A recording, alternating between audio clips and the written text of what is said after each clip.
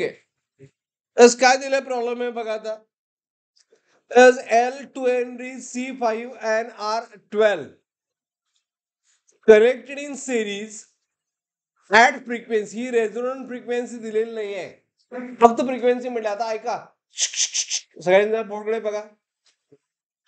पहिलं ऑप्शन काय, at resonance impedance of circuit is minimum असतो, 0 नसतोय. इम्पिडन्स इज मिनिमम असतो, 0 म्हणून हे रॉंग ऑप्शन आहे.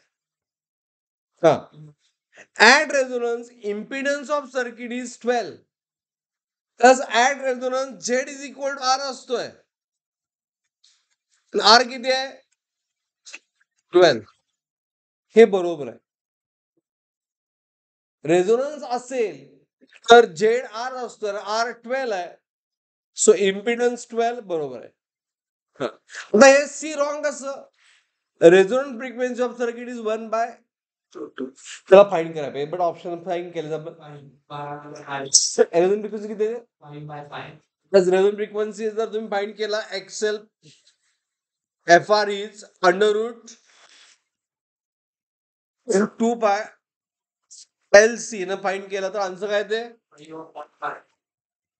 5/5, जे 1/2π आहे, त्यामध्ये रॉंग आहे. And inductive reactance is less than capacitive reactance, ते फाईंड करायला पाहिजे. ओके, बट ऑप्शन बी हे 100% करेक्ट आहे, तेव्हा पुढे थिंक करायची गरजच नाही. सगळे ऑप्शन, सपोज ऑप्शन बी सगळ्यात शेवटी दिला असतं तर, डी दिला असतं तर तुम्ही सगळे ऑप्शन बघायला पाहिजे होतं. हे 100% मॅच होतंय. ऍट रेझोनन्स इम्पिडन्स काय असतोय, R, तेव्हा बाकी काय कॅल्क्युलेट करायची गरजच नाही.